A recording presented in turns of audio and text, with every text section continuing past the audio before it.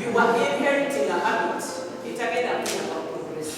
We know you and you know us, but you need to respect us. So it was the one for a come to my home because you invited us. Without your invitation, we wouldn't be here. Therefore, we go to Manino, therefore, we are so much different. You cannot be the RDC when Fatima is RDC. Now it was all of RDC. They either put me away, you know, where I was. I tell you, where I was respecting RDC. That is if in a reason again of the office. Is the chairperson. It's all about a to go hand over your bed out and start in office, senior and after. Kubanga ekifo kirimu entebe ki ne mu office ne bwebbamu entebe 8 abeera ssentebe njogera he has capacity is a doctor. Is he speaking? That is where you go wrong. Naddala mu bavubuka ba Buganda tukoze mu Eastern region abantu bafuna ebintu mu government because they are orderly. Nituziwano because of your nasty behavior bwe babakuliza you think mugenda kutulekanya n'okulekanya no way we cannot be equal. You decide to take whatever we've told you want to live. Ayagala embuzi ajagenda alunde atayagala tajja kulunda. Ffenna tetwatondebwa kugaggawala. I'm telling you Katonda tatondangako nsi yonna kubeera nga bonna bagagga. Waliwo abalina okubeera ba servants appointed naturally.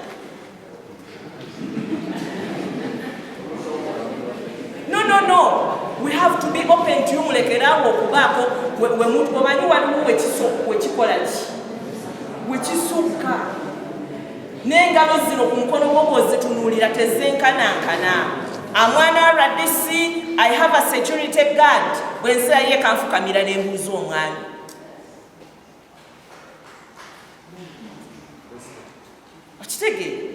That cultural respect is what you should accord to us. Because RDC kulevel ya RDC tasobola kukyama walimbaga nga tebamwadde invitation. Tasobola. Senga temwampadde invitation I wouldn't be here. Nina abantu abanize office for your information. Mwampisa wanyanga manyisa mukaga nja kuba nfudde wano. Na complain nze dda wani wa Reverend. Ne mugamba kati abantu abalonda mukama wange bali ku office mbakoze nti. Because I want to make you understand. That is why I'm still sitting here. Kakati bwe njogera, oli omwami n'ayogera, MP wamwe n'ayogera, n'osigala ng'oshoutinga. Tekirina kye kikwongerako. Ate abavubuka kambabuulire, buli lwobeera nga mu gathering wet, weewale nnyo abantu okufuna nga bagamba, mawulidde gundi bwe yamwanukudde kino. Lwaki tebayogera ku ono? She's already on executive. Sylvia Gizimbi. Nze CV yange neyo tezenkanankana olwaleero. Tezenkana. Mukwano tuweke ekitiibwa wadde omanyi kyoli muntu. Era omanyi kyolina abanene. Naye tuweke ekitiibwa ekitusaana. Tetwazze wano for formality. We have to put you right. Balinda bamwe tubagambye nga Priscilla oli bweru ne Mwanyoko bwe mukulembera abantu bano. Tetusobola kujala okucelebratinga ate ne tujja okuyomba. Okuyomba twandikukoze jjo mu office. Lero ne tujja n'essanyu. Ng'omukyala bwe bamusanga nga bamukubye oluyi n'asimula amasiga eri n'ekikubiro n'ayaniriza omugenyi bulungi nnyo n'ateekako kasimayiro omugenyi n'afuluma ne baddamu olutalo. Naye tuli ku nsobi zammwe tuzigonjoola okukasuka ebigambo ebitagattako.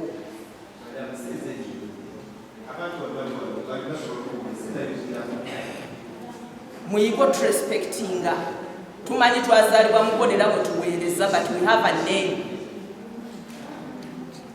Mujja kuddamu omulundi omulala mutuyite tugaane okujja mugambe nti twazira emikolo gyabwe because of your indiscipline.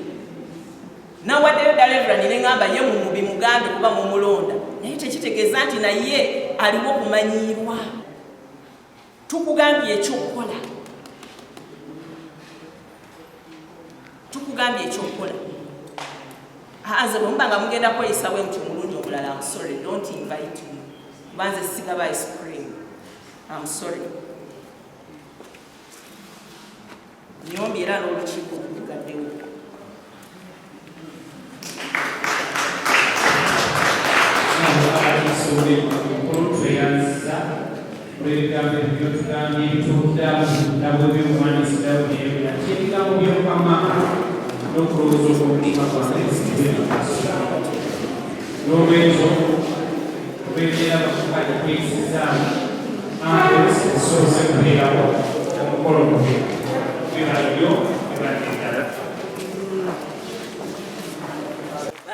Balowooza nti buli kimu kyakuzannya buzanyibwa ekiki.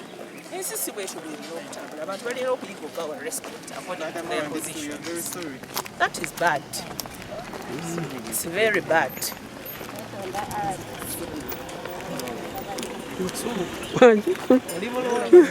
That is very bad. Nembabuuza nti disitulikiti ffe contribution yaffe yeekana ki? Kubanga nze mu nkola yange disitulikiti ne bw'eba etaddeko obukadde oba bubiri, nange nsobola okwongerako obukadde bubiri oba bumeka oba busatu okusinziira omukolo gwe kuba mulina okukola ki? Kubanga manyiddwa mu byenteekateeka era n'ebyokulaba nga tukola. N'olwekyo banyaba ne bassebo abavubuka abali wano kitukoze bulungi, ate entandikwa eno n'etandika nga n'aladisa akola ki? Lwani? Kubanga ayogera omu amagamaga era n'aladisa abadde wano ng'abuuza kaawa ali luddawa? Kubanga kaawa ye yandibadde wano bino byonna bye tuwulira olwaleero n'abikola ki? N'abinnyonnyola. Ate ne bakansala nammwe bwe mwamanya nti eriyo obukadde bubiri, mwandize nange mu ofiisi yange ne tubikola ki? Ne tubigaayamu. Nze nakoma okusinkana ne kansala Labben nga tupulaninga, waliwo youth council conference endala gye tutegeka, ngiriyo gye tunoonyeza ensimbi. Bategeezezza it was a little bit a short notice leading out being Buganda, ebyo byonna bisobola okukola ki? Ebibiri ate ng'ensonga ya muvubuka. Byonna mbiwulidde, kansala birungi byayogedde, tebinsanyusizza ebimu ebisinga ku byo. Naye njagala obbagumya nti tekiri mukono wokka. Abafolowinga mubadde mundaba nti mbadde entambula mu disitulikisi zonna n'engomba naliyo ewa Kyamaniiga. Most of the challenges are the same. Naye ate emukono gisuseemu nti abahandolinga ensonga zaffe abavubuka simanyi muntu mutuufu wa musala kubanga yandibadde kaawo. Zino ensonga za nooti nze wano njagala RDC tusooke tuzitwale on an internal level. Chairman ne Mwami Sipiru njagala tusooke tubitwalire mu internal, sigenda bifunya naye financial ejja bwonna ddamu owulira outcry nga yeemu. Bwe nayimirira ku fulo ya parliament ne ŋŋamba kaawo disindi ow'enkono akola kino ne kino, I don't think it will be good for you. Abavubuka ffe tusinga obungi mu ggwanga mukimanyi. Abavubuka emikono tuyinamu nuupu ne wano mpulidde chairman awaga nti people power. Obuzibu bwe tulina Madam RDC nti abantu bano abatula mu ofiisi za gavumenti siba NRM ne bavuganya gavumenti nti abavubuka abagunda n'abadukumani era mbasaba musikiririzemu ne leero ebigambo bye mbakola ki? Bye mbagamba nti gavumenti si mbi era erina programs ennungi ennyo eri omuvubuka. Mutegeera bulungi, naye abantu abatula mu ofiisi za gavumenti ne bavuganya gavumenti kituma nti kati omuntu omulala wajjanga reverand waffe ye wa people power, and I respect that. N'awanika nange nsobola okusikirizibwa okukola ki? Naye nga kituufu n'amazima is not right. Budget ejja okitegeere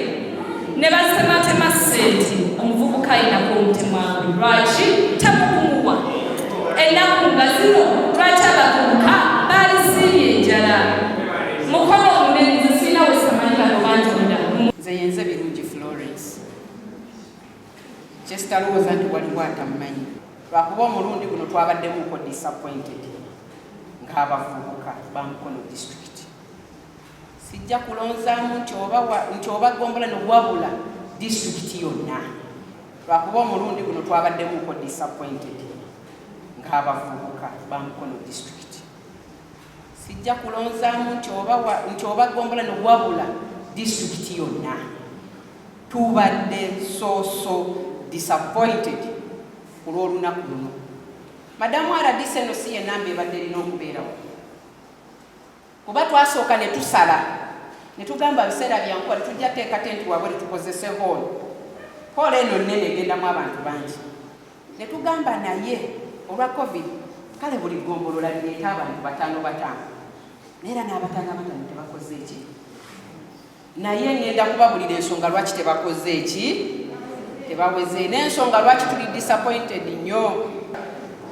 Madamu RDC fe ku district ng'abavubuka tulina budget ntono nnyo toyinza kikkiriza district enamba okuba ne budget ey'obukadde 4 ey'abavubuka tebulina kuba ne bwe liba ggombolola tebulimala naye bwa district namba. So twajja tuli mu kuimplementinga budget gye twasanga ne tukkiriza ekola ki eriwo naye mu kubeerawo kwayo tennaba kuyamba muvubuka.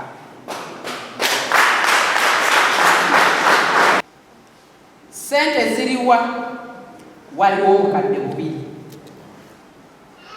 obugenda oteekateeka ki olunaku lw'abavubuka waliwo obukadde 2 olunaku lwa district namba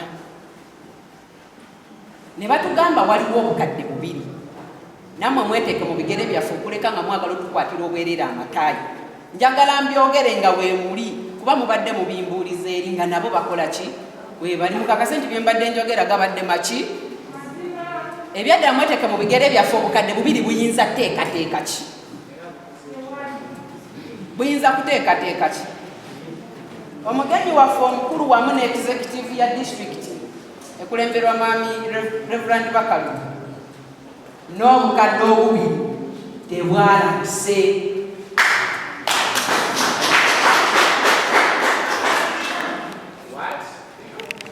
Basooka programu eyo bagiyisa ku mukutu tulina omukutu gwaffe gw'abavubuka ogutugatta. Amanya yenze Birungi Florence kansala omukyala akiikirira abavubuka. Twebaza nti leero tubadde ku lunaku lw'abavubuka nga tugezaako okujaguza olunaku lwaffe but unfortunately terujaguziddwa bulungi olw'ensonga ezitali zimu oba endala. Enkwatagano ebuze wakati w'aba technocrats naffe abakulembeze b'abavubuka wamu ne executive ya district. Olw'ensonga tosobola kugamba nti budget y'abavubuka eriko obukadde 4 nti mugiwadde obukadde 2 okola ku lunaku lw'abavubuka bonna ate n'obukadde 2 nga mutugambye nti buyise mu executive nabo ne bugaana olabika. So wakyaliwo ekituli eky'amaanyi wakati wa technocrats ne executive ya district n'abavubuka. Olw'ensonga we ziba nga nsonga z'abavubuka kitegeeza biyita mu mitendera executive yali luddawo okuinterveninga mu nsonga eno okuba nga tufuna ssente okucelebrating olunaku mu lulabye lutambudde nga bwe luli abaana tebafunye wadde amazzi wadde ak'okulya naye twazze celebratinga lunaku lw'abavubuka ne tucelebratinga tutya olunaku lw'abavubuka nga tuli mu mbeera eno. Abaana b'ekyanze bwekyanzi bakoze gwa kuyomba mu bufunze tulinga abatacelebratinze olunaku lw'abavubuka. So guno mulanga gugende eri district yaffe ey'e Mukono nti ebiseera ebijja bwe babanga bagezaako okukwasaganya ensonga z'abavubuka bazikwatenga mu ngeri ya kivubuka era bwe babanga bajja eri abavubuka bamanyenga biki bye balina okwogera eri abavubuka n'abo bennyini abataalondebwa bulondebwa kalulu we babanga bajja mu bintu by'abalondebwa kalulu bamanye biki bye balina okwogera mu bantu abalondebwa kalulu kubaffe abalonzi be bakama baffe naye tuswadde maaso gaabwe nti tuli mu kucelebratinga obutuufu nga tewali bya kucelebratinga nga tuyomba buyombi. Nze baagala liwo Sultan Senior Community Development Officer Mukono District atwala ekitongole ekirimu abakadde bakyala abavubuka abaliko obulemu n'abantu abatafuna mukisa kusoma nga bakulu. Kya mazima omukolo gukoleddwa nga tewali ssente yonna eteekeddwamu nga district olw'ensonga ssente ezikola emikolo egyo ziva ku ssente ez'omuwi w'omusolo. Ffenna tukimanyi bulungi nti twakava mu muyaga gwa covid ogw'omulundi ogwokubiri. Tubadde mu ggalo n'olw'ensonga eyo abantu abasinga obungi emisolo baakaddayo obuzi ne disitulikiti yennyini emisolo mitono nnyo. Nga mu nsonga eyo tetwasobodde kufuna ssente za kutambuza mukolo guno. Abaana baffe abavubuka olwaleero abazadde tulabika twerabidde obuvunaanyizibwa bwaffe okukuza abaana mu mpisa. Omuntu omukulu bw'aba ayogera ate ng'akubuulira ekituufu omuwenga ekitiibwa. Omuntu yenna kiba kirungi n'owaayo endowooza ye ate n'ofuna okutegeezebwa okulungi. Kuba beekandaze nga RDC afuba okwogerako gye bali naye nga abannyonnyola ebyo ebituufu bo bye bataagala kuwulira naye ng'ate babimanyi nti bituufu.